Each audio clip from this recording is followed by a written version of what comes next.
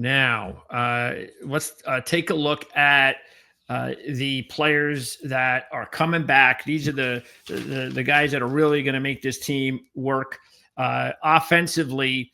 And you look at a kid like LJ Martin at running back, and with the quarterback situation being the way that it is, this could really be a big breakout year for LJ, couldn't it? Because we've seen what he can do, but I mean, we could be at a point where he might be ready for a 1,000-yard season.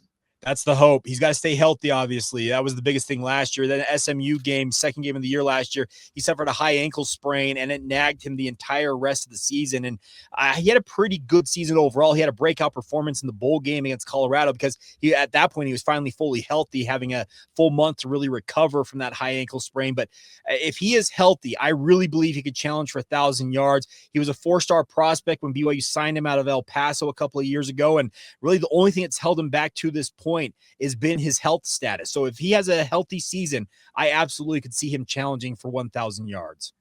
And then on the receiver unit, you've already mentioned the transfer tight end, but Roberts is back, which is huge.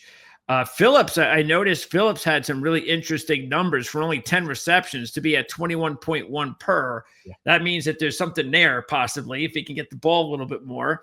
And you mentioned Kingston. Yeah, because Kingston's another one that seems to be a nice little downfield threat or somebody that you get the ball in his hands, anything can happen. Because Marion, I mean, I was actually taken back when I saw that Marion had, 2 kickoff return touchdowns and Kingston had 2 punt return touchdowns. Like, come on now. But anyway, I know Marion's gone, but Kingston and Phillips, are they going to end up getting a little bit more production based on the fact that Lassiter's gone?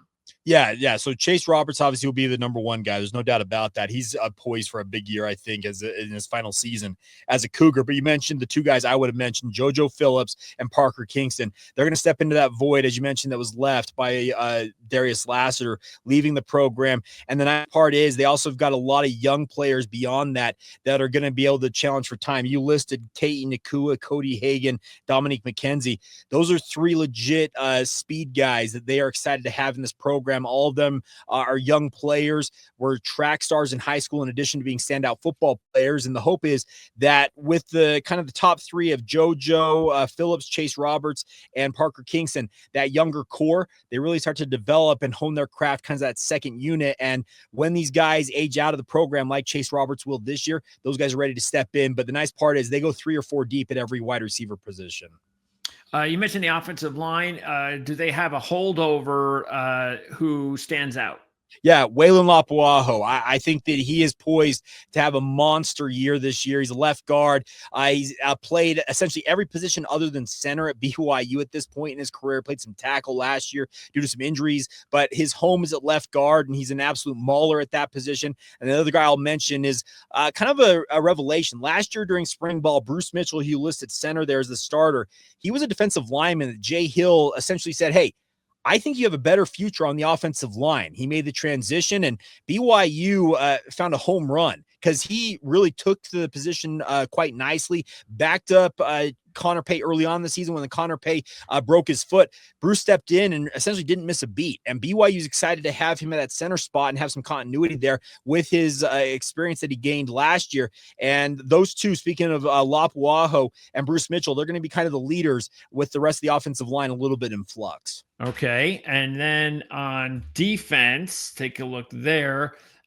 Who sticks out on, well, the ones that really stick out on defense, I guess, are obvious if you're a BYU guy, and that is Kelly and Glasgow at linebacker. So what kind of ceiling does either of those players have? Because they've sure looked good at this point.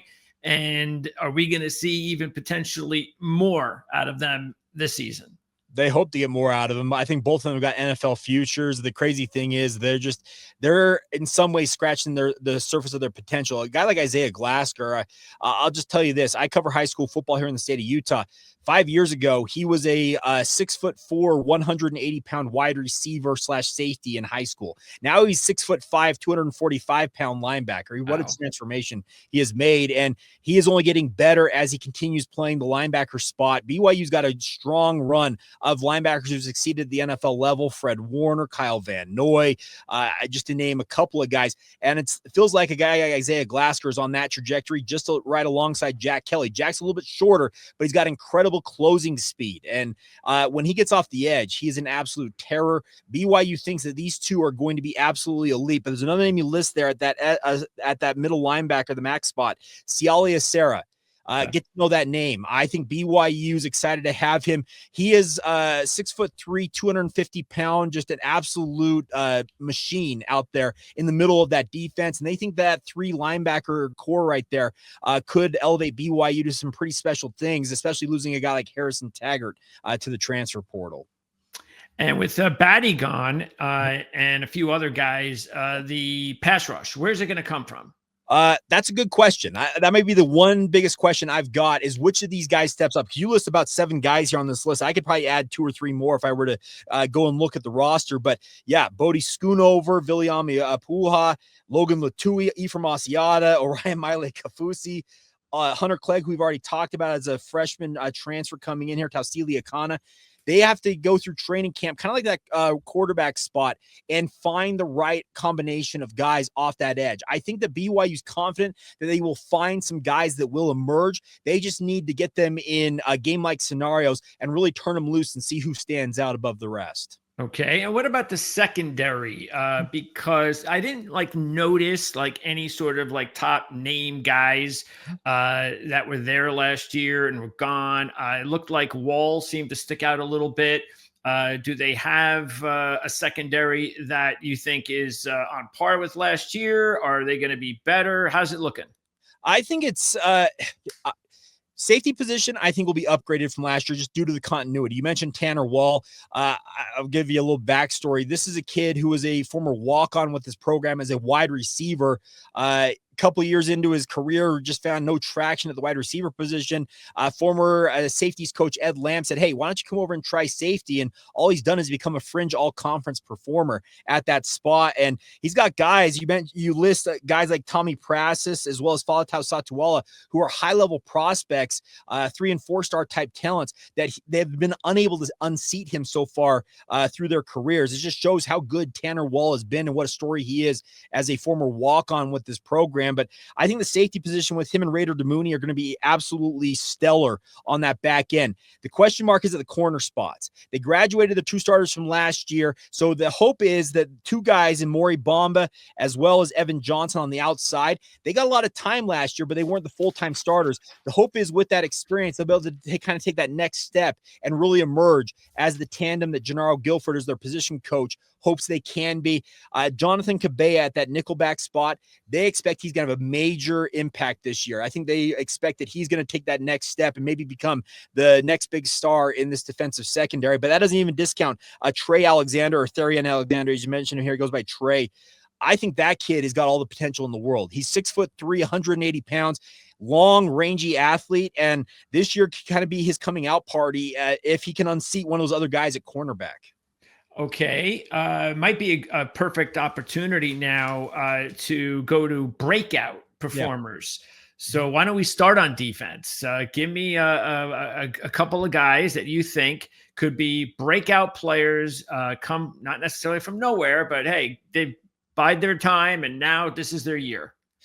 Keanu Tanavasa has got to be that guy at BYU's defensive line. It is really going to be as good as they think it's going to be. I know that he's an upperclassman, as an all-conference pick at Utah, but I think if BYU expects big things from him, I think he'll absolutely be a breakout player. I already mentioned Sialia Serra. I know that Isaiah Glasker and Jack Kelly are the 2 headliners at linebacker, but Sialia Serra is going to insert his name into that conversation when it comes to the best linebacker if he stays healthy this year. I think he's got that type of talent. And then in the secondary, I will give a shout out to Jonathan Cabea. The coaches have been raving about his progression so far in the program. He's still a really young guy, I believe a true sophomore. Yeah, true sophomore coming into the season. I think he is going to make himself a household name this year with his performance at nickelback. All right. And then over on offense, give us a couple here. Okay, here's the thing. We talked about LJ Martin challenging for 1,000 yards. I think the bigger storyline is Sione Aimoa, who's the backup to him at running back. If they can get a two-headed monster at running back that they think they can get out of these two guys, they can have a formidable running game. So I'll give Sione Aimoa some love because I think he could be a guy who could challenge for 300, 400, 500 yards, even alongside a guy like LJ who could go for 1,000. I think he's that good of a running back, kind of playing the Robin to LJ Superman. I will also give a shout out to Isaiah Jada. You listen there at left tackle. BYU's been excited to have him in this program. They redshirted him last year, even though he was technically a senior. I know that sounds really strange, but he had a redshirt year available. They felt like it would do him some good to redshirt, maybe play in 3 or 4 games, and then hopefully emerge this year as their starting left tackle. They expect that he's going to really emerge, and if he does, he could make BYU 5 for their last 5 in terms of their left tackles being drafted in the NFL draft. To be a pretty incredible run there. And then I will give one other shout out at the wide receiver position. I really do think JoJo Phillips, you mentioned his numbers, 10 catches, 21 and change per reception. I think with an uptick to maybe see 50 or 60 balls thrown his way, you will see those numbers go up in spades. Awesome. Let's now take a look at how the team is going to shape up. Opener, it is Pancake City, also known as Cupcake City, with Portland State. The non-conference slate, not that difficult, but you don't know what you're going to get at East Carolina in the 3rd game of the season, so anything is possible there.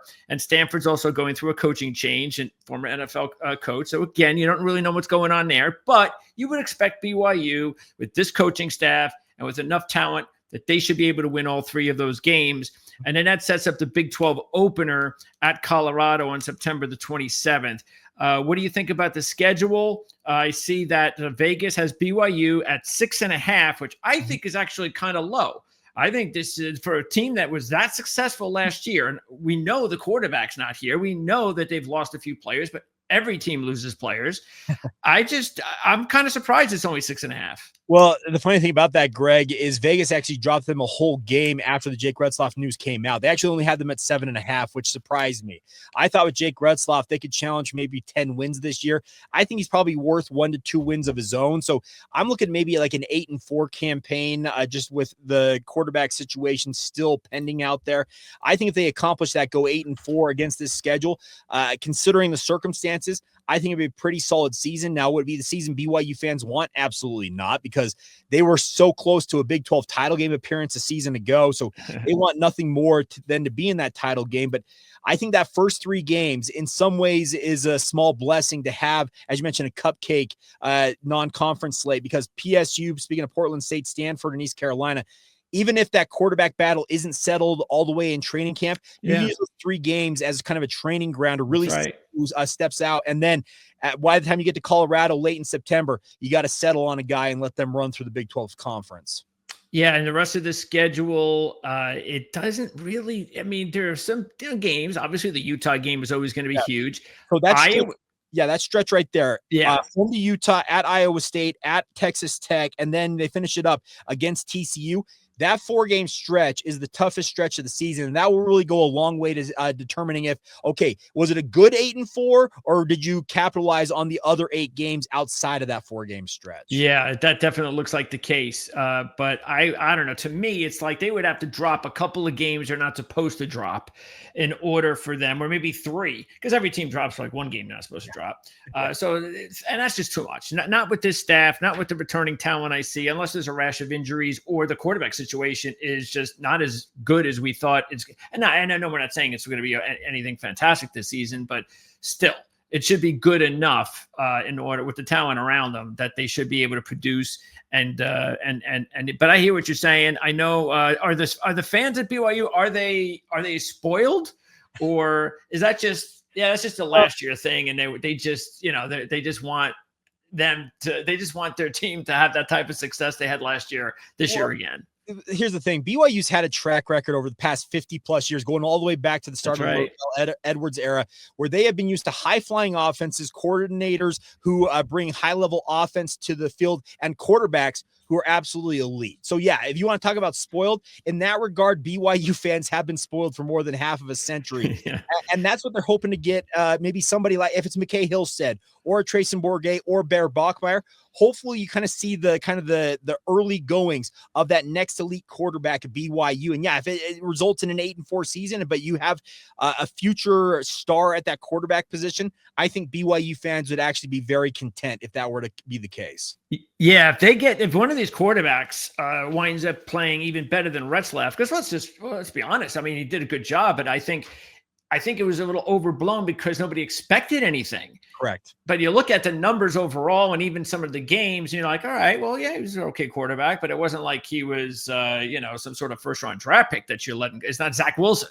Yeah, that's the thing about this. I talk about this when it comes to tiers of BYU quarterbacks. There are good, great, and elite quarterbacks in BYU history. Jake Retzlaff is in the good category, but BYU fans expect great, if not elite, quarterback play, and they've had that with Zach Wilson. They've had with Jaron Hall in recent memory, and you can go back through the past 50 years, the Jim McMahons, the Steve Youngs. They know good quarterback play when they see it, and Jake Retzlaff's numbers are fairly pedestrian. They're hoping to find the next, Zach Wilson, Jaron Hall out of this bunch. Jake, great job as always. I really appreciate your time. We're going to have links in the description so you can check out your 5-day-a-week podcast, the Locked On Cougars podcast. And is that like same time every day? Yeah, it comes out every morning. We're on YouTube or wherever you get your podcast. So yeah, it comes out every morning. It goes out at 7 a.m. Eastern, 5 a.m. Mountain Time. Okay. Is that live? It's not live. We pre-tape it, but that's when it goes out on the podcast platforms. Okay. And what else do you cover? Is it just the football program, or do you cover more than that? I cover more than that. We do a lot of basketball coverage. Obviously, what BYU basketball accomplished last year. Well, they've been making a lot of news. Yeah, they got the #1 recruit in the country, AJ DeBonsa. So a lot of excitement there, but we cover it all. We have a lot of fun with that. And then I do a lot more than that with my sports radio gig during the day here in Salt Lake City as well. All right, Jake, I appreciate it. And hopefully the team has another fun season and we'll get the opportunity to talk to you again sometime in the next couple of months. Absolutely. Thanks for having me. That'd be great. Thanks, Jake. Again, thanks everybody for tuning in. We'll see you next time here on the Arliss Football